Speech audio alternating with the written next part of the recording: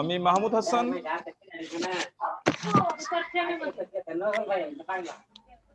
হাসান, প্রভাষক জীববিজ্ঞান, Notre Dame college, Mymensingh.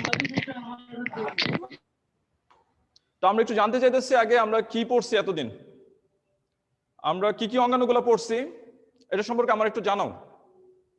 Hand rise করো, আমরা কি কি পড়ছি, এই অধ্যায়ে কি কি পড়া হয়েছে এখন পর্যন্ত,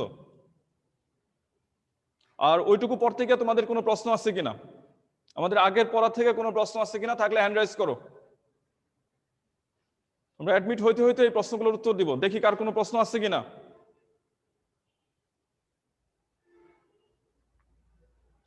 হ্যান্ড রাইজ করো, মুখে জড়তা কাটুক।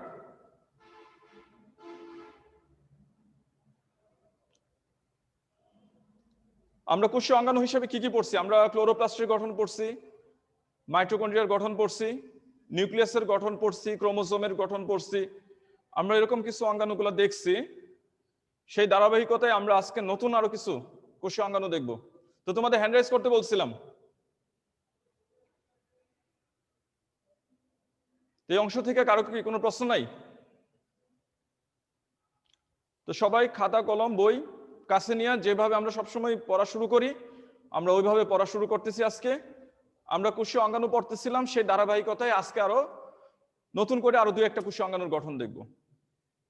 তোমাদের এইটুকু পড়তে গিয়ে যদি কারো কোনো প্রশ্ন থাকে তোমরা পরবর্তীতে খাতায় লেখা রাখবে এবং পরবর্তীতে আমরা জিজ্ঞাসা করবা, যে কোনো প্রশ্ন এই অংশটুকু রিলেটেড, এবং তোমরা পরবর্তীতে খাতায় ভালো করে এগুলো নোট করবা।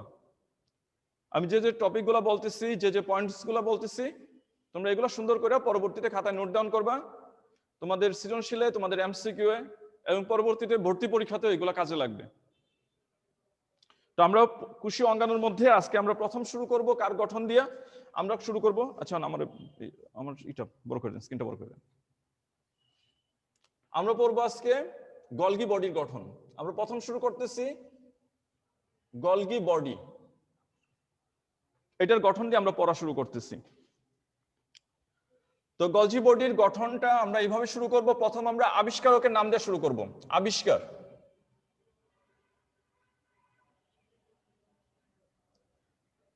তোমরা জানো গলগি বডি আবিষ্কৃত হয়েছিল 1898 সালে। ইটালিয়ান বিজ্ঞানী ক্যামিলো গলগি,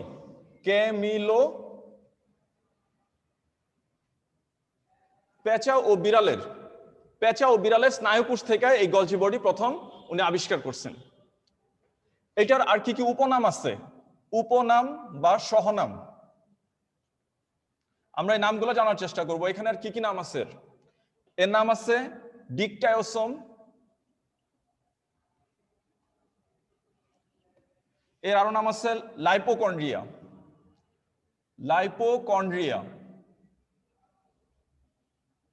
ইডিওসোম।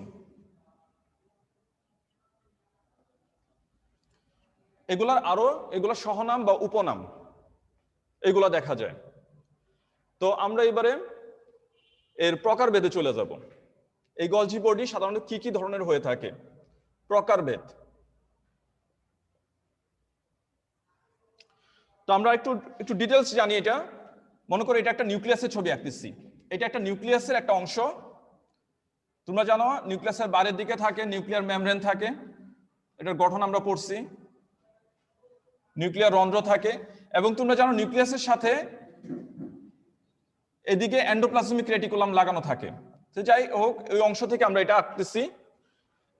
আমরা গলজি বডির গঠন দেখতেছি। গলজি বডি তোমরা জানবা গলজি বডি 3 রকমের থাকে। একরকম হলো সিস্টার্না,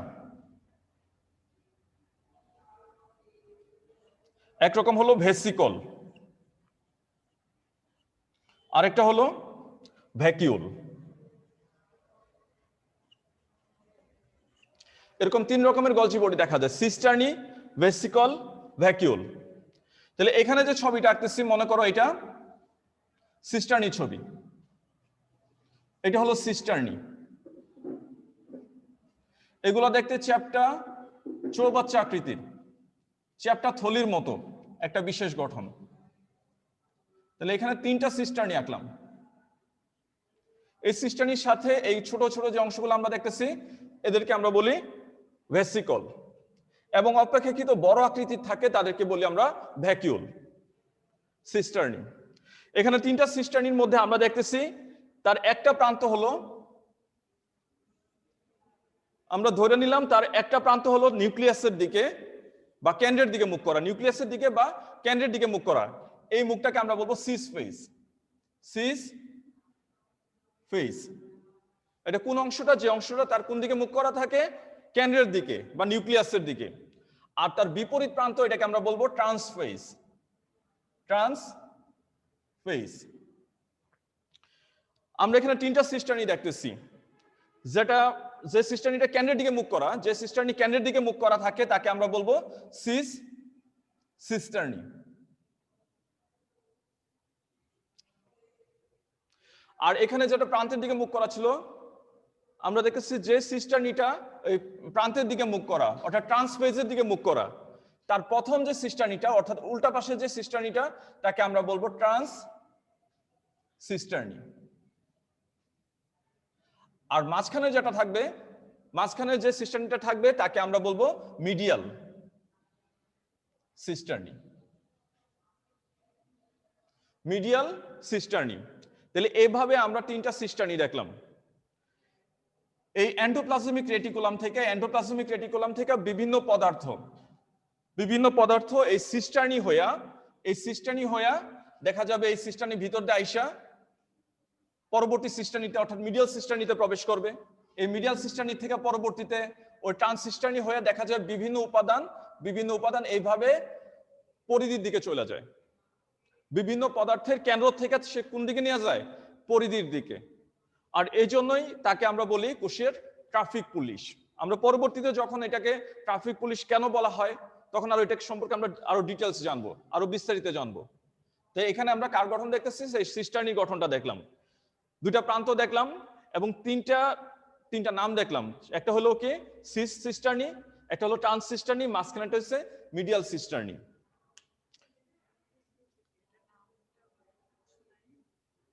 তোমরা অনেকেই শুধুমাত্র মোবাইল সেট দিয়ে জয়েন করতেছো, মোবাইল সেট নাম্বার দেখা যাইতেছে, নাম দেখা যাইতেছে না, তো তোমাদের প্রেজেন্টে কিভাবে নিব? আরেকটা কথা হইতেছে, তোমরা দেখছি গ্রুপের মধ্যে এখনো অনেকেই জয়েন করো নাই। তোমাদের প্রশ্নগুলো যখন দেওয়া হবে তখন কিন্তু গ্রুপে দেওয়া হবে, তো তখন কিন্তু তোমরা পরীক্ষা দিতে পারবা না। যারা গ্রুপে জয়েন করো নাই তারা দ্রুত গ্রুপে জয়েন করবা। আর কিভাবে জয়েন করবা তোমরা তো জানোই, এনডিসিএম গ্রুপের নাম লেখা সার্চ দিবা, তোমরা যে গ্রুপে আসছো, এটা হচ্ছে সায়েন্স 6, তোমাদের যে রোল নাম্বার আছে ওই সায়েন্স 6-এ তোমরা কি করবা, ওইখানে তোমরা রিকোয়েস্ট পাঠাবা। দেখবা রিকোয়েস্ট বক্সের ভিতরে দেখবা দুইটা অপশন আছে, একটা হচ্ছে তোমার রোল নাম্বার দিতে হবে, আর তুমি কোন ইয়ারের ওই ইয়ারে লিখতে হবে। তোমরা শিক্ষাবর্ষ দিয়েও লিখতে পারো। যদি তোমরা এইভাবে লেখো তাহলে কিন্তু আমরা দেখা যাবে পরবর্তীতে তোমাদের রিকোয়েস্টটা অ্যাকসেপ্ট করতে পারবো। তোমরা যারা জয়েন করো নাই, ক্লাসে দেখা যায় অনেক বেশি স্টুডেন্ট কিন্তু গ্রুপে দেখা যায় এত ছাত্র নাই। যারা এখনো জয়েন করো নাই তোমরা দ্রুত গ্রুপে জয়েন করো।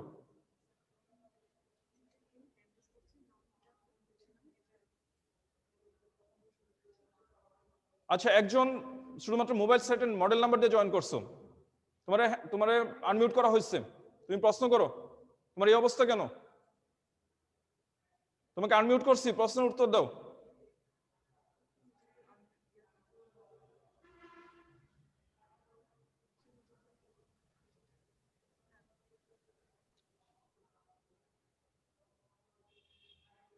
তোমাকে আনমিউট করছি? হ্যাঁ, আনমিউট অবস্থায় আছে তো। মোবাইলের মডেল নাম্বার দেখা যাইতেছে? জি স্যার। হ্যাঁ বলো, তোমার এই অবস্থা কেন? Network problem. তোমার রোল নাম্বার আসতেছে না তো, তোমার রোল নাম্বার দিতে হবে প্রথম, আগে রোল নাম্বার তারপর তোমার নাম দিয়ে জয়েন করবা। রোল নাম্বার নাম চাপা হইতেছে তবে যাইতেছে না, তুমি সেন্ড দেখো হইতেছে না, প্রথম নেটওয়ার্ক মিটিং এ প্রবলেমের জয়েন করার কারণে। সময় প্রথমে দেখবা যে একটা যে পিএমআই কোডের নিচে দেখবা যে তোমার এখানে ঘরের মধ্যে দেওয়া থাকে যে তোমার নামটা লেখার জন্য, তোমার ওইখানে নাম লিখতে হবে। তোমার রোল নাম্বারটা কত বলো? 1225022 5024 5022 22। আচ্ছা ঠিক আছে, জি স্যার। তুমি ওইভাবে জয়েন করবা যেভাবে বলছি। আনমিউট করে দেন সবাই। আচ্ছা, আমরা পড়তেছিলাম গলজি বডির প্রকারভেদ দেখছি। এখন আমরা গলজি বডির গঠন দেখব।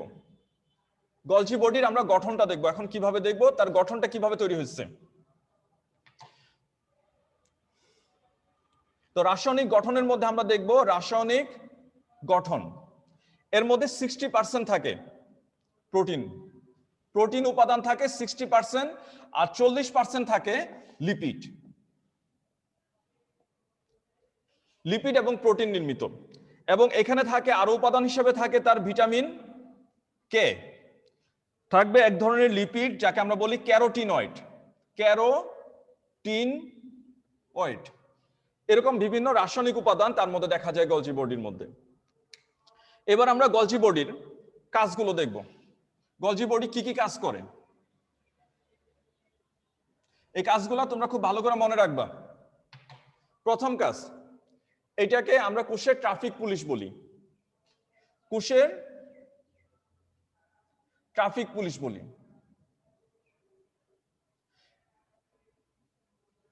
কেন কোষের ট্রাফিক পুলিশ বলি? কারণ এটা দেখা যায়, একটু আগে আমরা দেখছি, কেন্দ্রীয় অংশ থেকে, তার নিউক্লিয়াসের কাছাকাছি অংশ থেকে বিভিন্ন উপাদান ওই সিস্টার্নি হয়ে দেখা যায় উপাদানগুলোকে পরিধি পর্যন্ত, তার প্রাচীরের কাছ পর্যন্ত নিয়ে যায়। এরকম বিভিন্ন পদার্থে সে যাতায়াত নিশ্চিত করে। তুমি বলবা বিভিন্ন পদার্থের কেন্দ্র থেকে, কেন্দ্র হতে কোন পর্যন্ত? পরিধি পর্যন্ত। পরিধি পর্যন্ত সে যাতায়াত নিশ্চিত করে। দ্বিতীয় পয়েন্ট হচ্ছে, এটাকে আমরা বলি কার্বোহাইড্রেট ফ্যাক্টরি। কোষের কার্বোহাইড্রেট, উদ্ভিদ কোষের ক্ষেত্রে এটাকে আমরা বলি কার্বোহাইড্রেট ফ্যাক্টরি।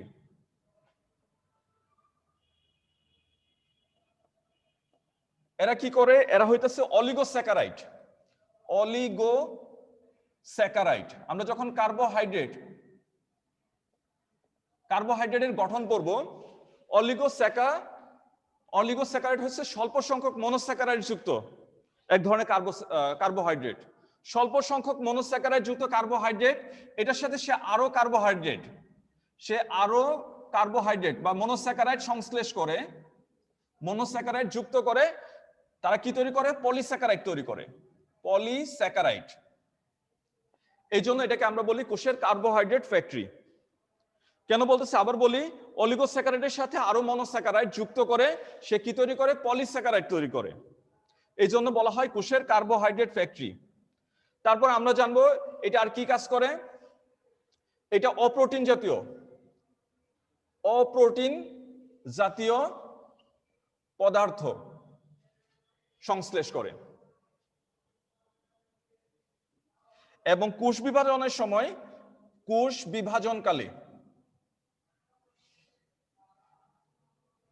সে কি করে? কোষ প্লেট একটা প্রাথমিক একটা পর্দা। কোষ প্লেট হচ্ছে একটা প্রাচীরের মতো একটা পর্দা। সে কোষ প্লেট তৈরি করে। পরবর্তীতে এখানে আরো কার্বোহাইড্রেট জাতীয় উপাদান, সেলুলোজ, হেমিসেলুলোজ, গ্লাইকোপ্রোটিন, এরা এসে যুক্ত করে পরবর্তীতে দেখা যায় জড় কোষপ্রাচীর নির্মাণ করে। তাহলে কোষ বিভাজনের আগে দেখা যায় সে কোষ প্লেট, এই কোষ বিভাজনের কালে সে কি করে? কোষ প্লেট তৈরি করে। এই ছিল গলজি বডির কাজ। আমরা এই গলজি বডির কাজগুলো দেখছি। এবার আমরা আরেকটা কোষীয় অঙ্গাণু, এর সাথে আরেকটা কোষীয় অঙ্গাণু যার সাথে অনেক মিল আছে, আমরা সেই কোষীয় অঙ্গাণুটা দেখব। আর এটার নাম হলো এন্ডোপ্লাজমিক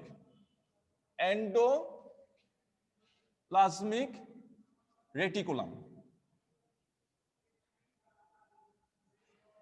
সংক্ষেপে আমরা এটাকে ইআর দ্বারা প্রকাশ করি, এন্ডোপ্লাজমিক রেটিকুলাম। এটা সম্পর্কে আমরা জানবো। তো আমরা আগেরগুলোর মতো আমরা জানি, আগে প্রথম আমরা জানবো কে আবিষ্কার করছেন। এন্ডোপ্লাজমিক রেটিকুলাম আবিষ্কার করছেন বিজ্ঞানী পোর্টার ও তার সঙ্গীরা। কত সালে আবিষ্কার করছেন? এটা আবিষ্কৃত হয়েছিল 1945 সালে, এবং পরবর্তীতে নামকরণ করা হয়েছে 1953 সালে। এগুলো একটু মনে রাখবা। আমরা এবার দেখব তার প্রকারভেদ। 2 নম্বরে দেখতেছি তার প্রকারভেদ।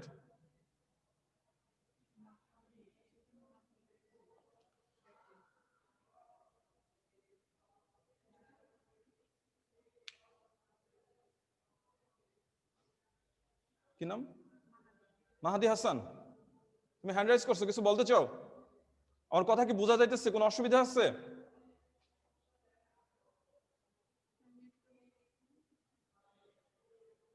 হ্যাঁ মেহেদি হাসান, তুমি আনমিউট অবস্থায় আছো? আনমিউট করছেন? হ্যাঁ তুমি নিজে আনমিউট করো, বলো কোনো প্রশ্ন আছে কিনা। লেখাগুলো স্যার বোঝা যায় না। লেখা বোঝা যায় না মানে না কি, স্যার। লেখা কি ছোট হয়ে গেছে এরকম? জি স্যার, ছোট হয়ে গেছে।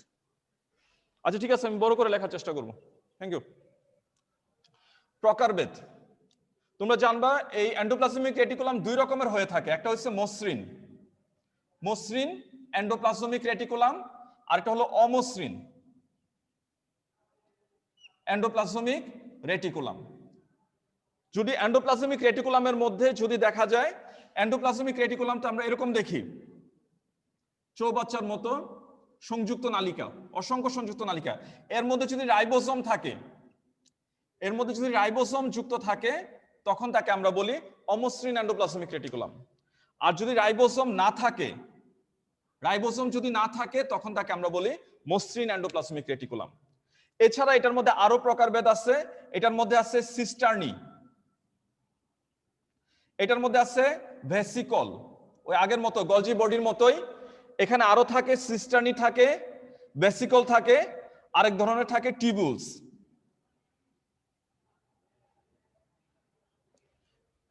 সিস্টার্নি, ভেসিকল, টিউবুলস। সিস্টার্নি গুলা দেখা যায় আগের গলজি বডির মতোই। ওইখানে আমরা কেমন দেখছিলাম, যে এরকম চৌবাচ্চার মতো, তারপরে দেখছিলাম শেষ প্রান্তটা কেমন, তার ডাম্বল আকৃতির এরকম সিস্টার্নি। এটা ধরপট একটু মনে রাখো, এটা হচ্ছে 40 থেকে 50 মাইক্রোমিটার, মিউমাইক্রন।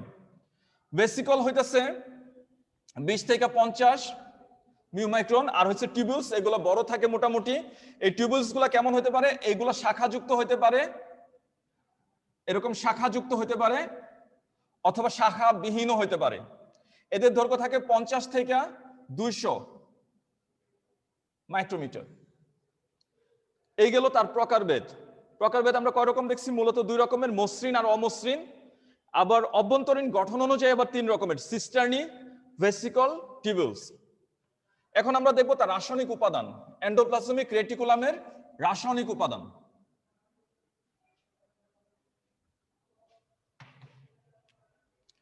রাসায়নিক উপাদান, এই রাসায়নিক উপাদানের মধ্যে আমরা দেখব এখানেও লিপিড থাকবে, আর কি থাকবে, প্রোটিন থাকবে।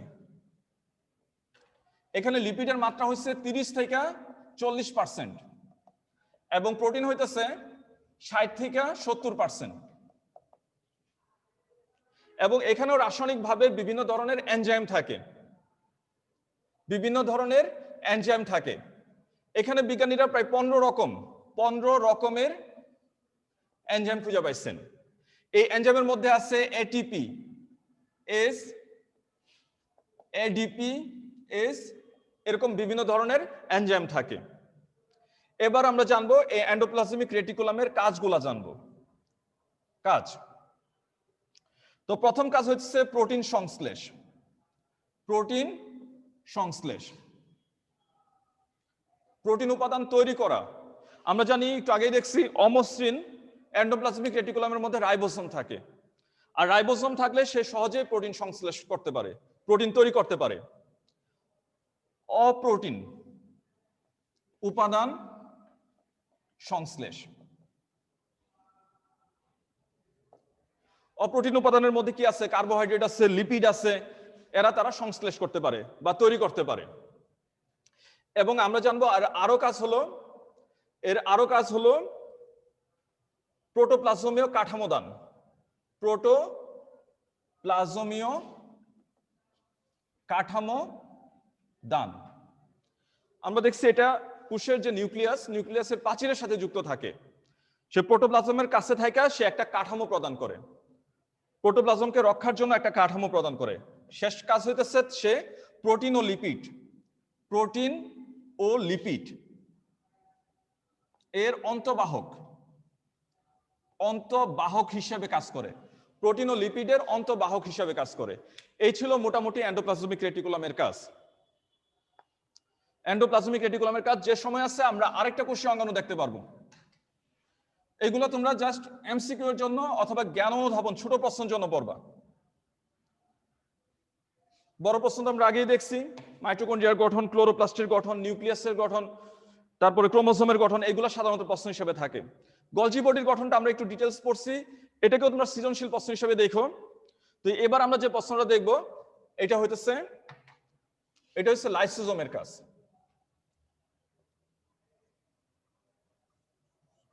লাইসোজোমের কাজ দেখবো এবারে। লাইসোজোমের গঠন এটা সম্পর্কে আমরা জানবো। তো আমরা অন্যান্য অঙ্গাণুগুলো যেভাবে দেখছি ঠিক এইভাবে শুরু করি। আমরা প্রথম জানবো তার আবিষ্কার সম্পর্কে, লাইসোজোমের আবিষ্কার। এটা আবিষ্কার করছেন বিজ্ঞানী দা দুবে। তোমরা সালটা মনে রাখবা, 1955 সালে এটা আবিষ্কৃত হয়েছিল। দা দুবে লাইসোজোম আবিষ্কার করছেন 1955 সালে।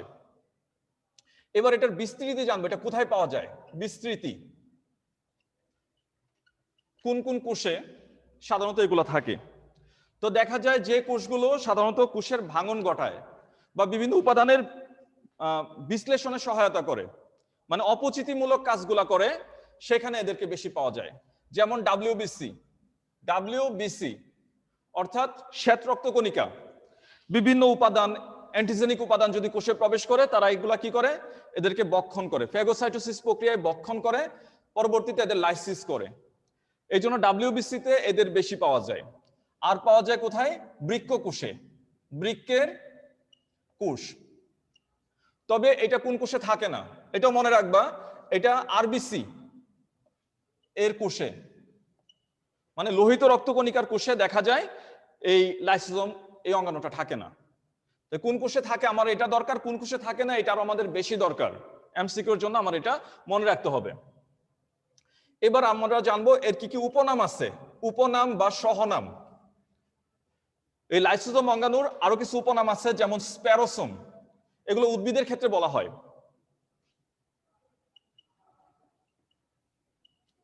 ওলেসোম, এগুলো উদ্ভিদের ক্ষেত্রে আরো এদের উপনাম বা সহনাম এই নামে ডাকা হয়। স্প্যারোসোম, ওলেসোম এই নামে ডাকা হয়। এবার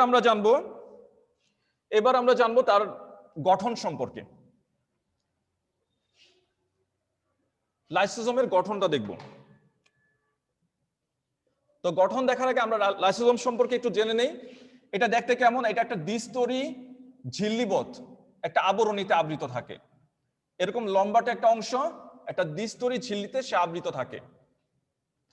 তো এর চারপাশে কিছু উপাদান আছে, এই উপাদানগুলো দেখা যায় বিভিন্ন পদার্থ বের হইতে সহায়তা করে, নির্গত হইতে সহায়তা করে, এবং কিছু কিছু উপাদান আছে তাদের নির্গত হইতে সহায়তা করে না। এই লাইসোজোমের ব্যাস হইতেছে 0.2 থেকে 2.0 ন্যানোমিটার। এর ভিতর দেখা যায় বিভিন্ন রকম এনজাইম থাকে। এনজাইম থাকে, এক ধরনের বিশেষ চর্বি থাকবে, মায়োলিন জাতীয় তন্তু থাকবে। এই উপাদানগুলো দ্বারা এই লাইসোজোম নির্মিত। তো আমরা দেখি কি বলছি, যে সকল উপাদান এনজাইম নির্গমনে সহায়তা করে, তাদেরকে আমরা বলি লেবিলাইজার। আর যে সকল উপাদান নির্গমনে সহায়তা করে না, উপাদান নির্গমনে সহায়তা করে না, তাদেরকে বলা হয় স্টেবিলাইজার। এই লেবিলাইজার আর স্টেবিলাইজার এই দুইটা শব্দ একটু মনে রাখবা। এছাড়া আমরা জানবো রাসায়নিকভাবে তার ভিতরে কি আছে, তার ভিতরে লিপিড ও প্রোটিন আছে। অন্যান্য অঙ্গাণুর মতো তার ভিতরে কি আছে, লিপিড আছে ও কি আছে, প্রোটিন আছে। তবে গুরুত্বপূর্ণ হলো এতে বিভিন্ন রকমের এনজাইম থাকে। এখানে দেখা যায় 40 প্রকার বিভিন্ন এনজাইম থাকে। এই এনজাইমের মধ্যে কিছু এনজাইম খুবই গুরুত্বপূর্ণ, এগুলো মনে রাখতে হবে। যেমন ডিএনএএস, এখানে থাকে আরএনএএস, এগুলো হচ্ছে গুরুত্বপূর্ণ এনজাইম। এছাড়া থাকে স্যাকারেজ, অ্যাসিড লাইপেজ এবং লাইসোজাইম জাতীয় এনজাইম থাকে। তো এই জিনিসগুলো মোটামুটি মনে রাখার চেষ্টা করবা যে এগুলা ছিল তার গঠন, ভৌত গঠন আর রাসায়নিক গঠনের মধ্যে এই অংশগুলো মনে রাখবা। এবার আমরা দেখব সবচেয়ে ইম্পর্টেন্ট অংশ, এই লাইসোজোমের কাজ। লাইসোজোমের যে কাজগুলো আছে তার মধ্যে তুমি হেডলাইন করে পড়বা, তাহলে দেখবা তোমার মনে থাকবে বেশি। প্রথম কাজটা হইতেছে ফ্যাগোসাইটোসিস। ফ্যাগোসাইটোসিস। তো আগে একটু বইলা নেই, লাইসোজোম সাধারণত একটা নিরপেক্ষ পরিবেশে দ্বিস্তরী থলির ভিতরে তার বিভিন্ন এনজাইমগুলো থাকে, কিন্তু দেখা যায় অনেক সময় কোষের থেকে হাইড্রোজেন আয়ন বা প্রোটন গ্রহণ করে এটা অম্লীয় অবস্থা প্রাপ্ত হয়, আর এই অম্লীয় অবস্থা প্রাপ্ত হওয়ার পরে কিন্তু তারা এই কাজগুলা করে। তাহলে প্রথম কাজ ছিল তার ফ্যাগোসাইটোসিস। তাহলে কি বলছি, সাইটোপ্লাজম থেকে কি গ্রহণ করে, হাইড্রোজেন আয়ন বা প্রোটন গ্রহণ করে অম্লীয় হয়ে তারপর এই কাজগুলা করে। প্রথম হচ্ছে ফ্যাগোসাইটোসিস, এর মাধ্যমে সে কি বক্ষণ করে, সে জীবাণু বক্ষণ করে। দ্বিতীয় কাজটা হচ্ছে অটোফেগি। অটোফেগি, কোষ যখন প্রতিকূল অবস্থায় পতিত হয়, কোষ যখন পতিত হয় প্রতিকূল অবস্থায়, তখন দেখা যায় সে কোষীয় অঙ্গাণু, এই অঙ্গাণুগুলাকে সে কি করে, ভাঙন ঘটায়, লাইসিস করে বা বিগলন ঘটায়। তখন সেই প্রক্রিয়াকে বলা হয় অটোফেগি। আর যখন চরম প্রতিকূল অবস্থায় পতিত হয় কোষটা, তখন সম্পূর্ণ কোষটাকেই সে বিগলন করে ফেলায়, তখন তাকে আমরা বলি অটোলাইসিস। অটোলাইসিস।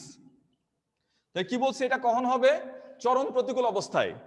সে তখন সম্পূর্ণ কোষকেই সে কি করে, লাইসিস করে। লাইসিস মানে কি, ভাঙন বা বিগলন করা, লাইসিস ঘটায়। এই জন্য তাকে আমরা বলবো সে কি করে, সে অটোলাইসিস করে। এই তিনটা কাজের জন্য তাকে আমরা বলি কোষের আত্মঘাতী থলিকা। আত্মঘাতী থলিকা, কারণ যখন সে সম্পূর্ণ কোষটাকে ভাঙা ফেলবে, তখন তো তার এটা নিজের জন্য অমঙ্গল, সে নিজেও মারা যাবে। এই জন্য তাকে আমরা কি বলতেছি, কোষের সুইসাইডাল স্কোয়াড বা আত্মঘাতী থলিকা। এবং আরেকটা কাজ করে, সে অন্তঃকোষীয় পরিপাকে, এই অন্তঃকোষীয় পরিপাকেও তার ভূমিকা আছে। তাহলে সেই চারটা কাজ করে ফেগোসাইটোসিস, এভাবে মনে রাখবা, অটোফেগি, অটোলাইসিস এবং অন্তঃকোষীয় পরিপাক। কোষের ভিতরে বিভিন্ন যে এনজাইমগুলো আছে আমরা আগেই দেখছি, এই এনজাইমগুলোর সহায়তায় কোষের ভিতরে সে পরিপাক ঘটায়, একে আমরা বলি অন্তঃকোষীয় পরিপাক। এই ছিল মোটামুটি লাইসোজোমের কাজ। এবার আমরা তোমাদের কাছ থেকে প্রশ্ন নিব। আমি প্রশ্ন নিব তোমাদের কাছ থেকে, বলো কার কোথায় প্রশ্ন আছে। আজকে যে অংশটা আলোচনা করছি এখান থেকে যার প্রশ্ন আছে হ্যান্ড রাইজ করো।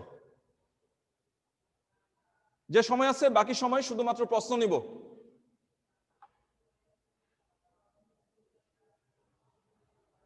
আমি প্রশ্ন আশা করতেছি। আজকে তিনটা অংশ পড়ছি, গলজি বডি পড়ছি, এন্ডোপ্লাজমিক রেটিকুলাম পড়ছি, আর তারপরে পড়ছি লাইসোজোম পড়ছি। এর মধ্যে কোনো প্রশ্ন থাকলে, তানভীর এখানে দেখা যাচ্ছে না কেন? আসসালামু আলাইকুম ওয়ালাইকুম আসসালাম, বলো। স্যার, আপনি লাইসোজোমের এই ব্যাস কত বললেন? লাইসোজোম 0.2 থেকে 2 মাইক্রন। স্যার বইয়ে লেখা আছে 0.2 থেকে 0.8 মাইক্রো মিলি। মাইক্রন এটা হচ্ছে বই ক্ষেত্র বিশেষে পার্থক্য থাকে, এটা কথা বুঝছো? এটা কোনো ঠিক আছে স্যার। ইম্পর্টেন্ট কিছু না, জি তুমি স্যার। ওইটা দিবে। এটা হচ্ছে বেসিক। 0.2 থেকে 8 পর্যন্ত এত বড় হয় না, 0.2 থেকে 2 মাইক্রন পর্যন্ত হয়ে থাকে এটা। আরো কোনো প্রশ্ন? জি স্যার। আরো কোনো না, স্যার। প্রশ্ন আছে, বলো।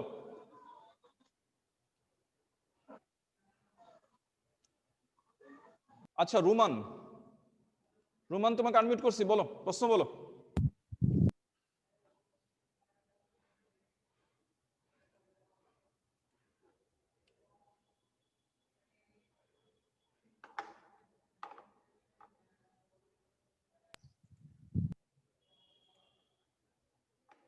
সবাইকে শো করতেছে না কেন?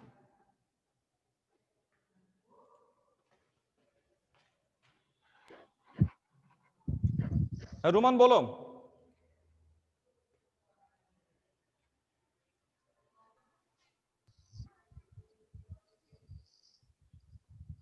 হ্যালো। হ্যাঁ হ্যাঁ বলো, শুনতেছি, বলো। হ্যাঁ স্যার, এই এমনি বই থেকে কোশ্চেনে এমনি একটা কোশ্চেন ছিল স্যার। হ্যাঁ বলো। স্যার, আমি সায়েন্স 6 গ্রুপে ফ্রেন্ড রিকোয়েস্ট পাঠাইছি কিন্তু আমাকে অ্যাড করা হয়নি। স্যার, তো এখন আমি কি করতে পারি? তুমি কোন গ্রুপে? সায়েন্স 6 এই গ্রুপেই হ্যাঁ হ্যাঁ। ফ্রেন্ড রিকোয়েস্ট পাঠাইছি কিন্তু আমাকে অ্যাড করা হয়নি। তুমি কিভাবে পাঠাইছো? সায়েন্স এনডিসিএম সায়েন্স 4 লেখছো, লেখা হ্যাঁ সার্চ হ্যাঁ দিয়ে হ্যাঁ, না পাইছো। স্যার, তারপরে যে হ্যাঁ, যাই এখানে জয়েন করতে হয়, এখানে তোমার দুইটা অপশন দিতে হয়, রোল নাম্বার দিতে হয় হ্যাঁ আর কোন ইয়ারের এটা দিতে হয়। দিছো ওইভাবে? হ্যাঁ ওইটা দিছি। হ্যাঁ হ্যাঁ দিছি। তাহলে তোমাকে অ্যাকসেপ্ট করা হবে। স্যার, অনেকদিন ধরে দিছি কিন্তু এখনো অ্যাকসেপ্ট করেনি। আচ্ছা ঠিক আছে, সায়েন্স 6 এ যে অ্যাডমিন আছে আমি ওনাকে বলে দেব না এটা। পড়া থেকে কোনো থ্যাংক প্রশ্ন ইউ আছে স্যার। কিনা? পড়া থেকে কোনো প্রশ্ন আছে কিনা বলো। তোমার রোল নাম্বার হইতেছে 64 শেষে, রোমান। হ্যাঁ হ্যাঁ, নো স্যার, এমনি কোশ্চেন নেই। হ্যাঁ, সব বুঝতে পারছো? জি। আচ্ছা ঠিক আছে, আরো কারো কোনো কিছু জানার থাকলে বলো।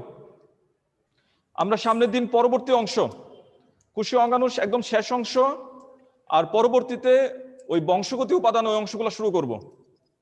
তোমরা ওইগুলা একটু বাসায় ভালো করে দেখে রাখবা।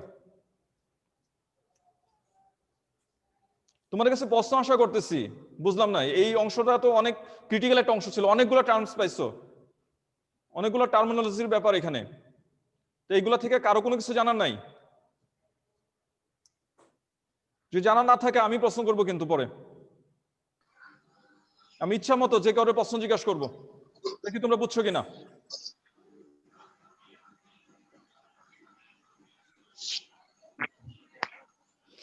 অটোলাইসিস একটু বুঝেন। হ্যাঁ বুঝি নাই। অটোলাইসিস অটোলাইসিস,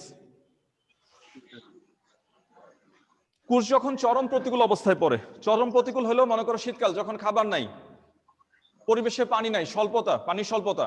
উদ্ভিদ কোষের ক্ষেত্রে তুমি চিন্তা করো যে সমুদ্র বা নদীর তলদেশে যে শৈবালগুলা থাকে সাধারণত, এই কোষগুলোর ক্ষেত্রে তুমি চিন্তা করো যেরকম একটা চরম একটা প্রতিকূল পরিবেশে, তখন কি করে কোষের সম্পূর্ণ দেহটাকে সে কি করে, লাইসিস বা বিগলন করে। কোষের মধ্যে মনে করো প্রাণী কোষের মধ্যে দেখা গেছে এমন হয়েছে অনেক বিষাক্ত পদার্থ জমা হয়েছে, তো ওই অবস্থা তো দেখা যায় কি করে, লাইসোজোম কি করে, সম্পূর্ণ কোষটাকে সে ভেঙে ফেলবে, সম্পূর্ণ কোষটাকে সে ভেঙে ফেলবে। আর এই প্রক্রিয়াকে বলা হইতেছে অটোলাইসিস। কোষের অঙ্গাণুগুলাকে যদি সে বক্ষণ করে, কোষের অঙ্গাণুগুলা বক্ষণ করলে তাকে আমরা বলতেছি অটোফেগি। আর যখন সে সম্পূর্ণ কোষটাকেই লাইসিস করবে তখন তাকে আমরা বলবো অটোলাইসিস।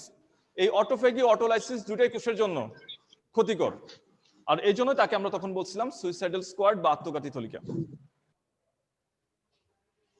আরো বলো, আরো কারো হ্যান্ড রাইজ প্রশ্ন থাকলে হ্যান্ড রাইজ করো।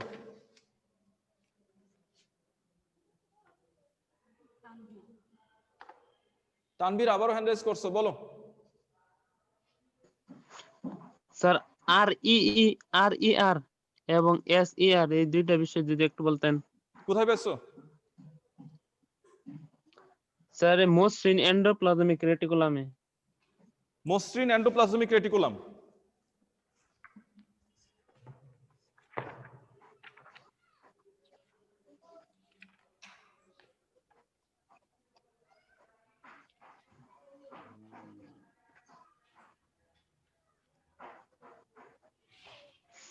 কোথায় বলো? মসৃণ এন্ডোপ্লাজমিক রেটিকুলাম কোথায় আছে এটা?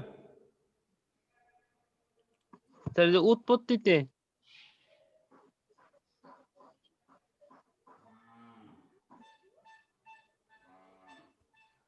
এন্ডোপ্লাজমিক রেটিকুলামের উৎপত্তিতে বলা হচ্ছে সাইটোপ্লাজম, কোষীয় ঝিল্লি এবং নিউক্লিক ঝিল্লি থেকে।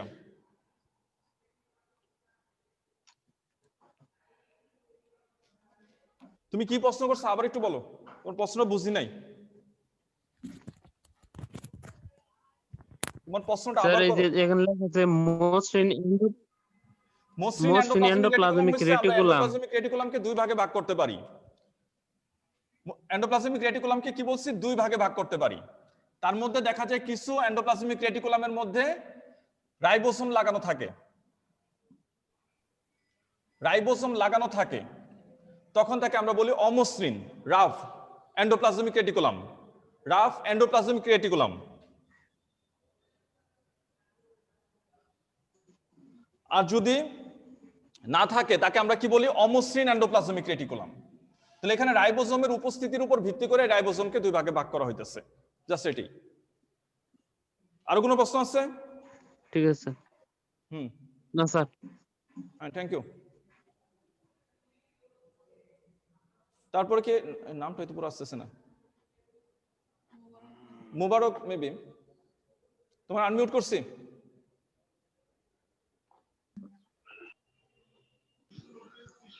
হ্যাঁ বলো। আসসালামু আলাইকুম স্যার। ওয়ালাইকুম আসসালাম। স্যার মাইলিন তন্তুটা কি? কোষের মধ্যে দেখা যায় চারপাশে অনেক ধরনের তন্তু থাকে, যে তন্তুগুলা তাদেরকে সংকোচন প্রসারণে সহায়তা করে, ইলাস্টিসিটি ক্ষমতা সম্পন্ন। অ্যাক্টিন, মায়োসিন এই ধরনের তন্তু থাকে। তো অ্যাক্টিন, মায়োসিন হচ্ছে এক ধরনের বিশেষ প্রোটিন যারা এই ধরনের তন্তু সৃষ্টি করে এবং কোষকে সংকোচন প্রসারণে সহায়তা করে। তো মাইলিন হচ্ছে এই ধরনের এক ধরনের তন্তু, মাইলিন তন্তু। অ্যাক্টিন, মায়োসিন এগুলো দেখা যায় যে প্রাণী কোষেও থাকে, কোষের সংকোচন প্রসারণে তারা সহায়তা করে। তাহলে বিশেষ তন্তু যারা সংকোচন প্রসারণে সহায়তা করে তাদেরকে আমরা এইভাবে নামকরণ করছি, বিভিন্ন রকম নামের আছে। মোবারক, আরো কোনো প্রশ্ন আছে? না স্যার, বুঝতে পারছি।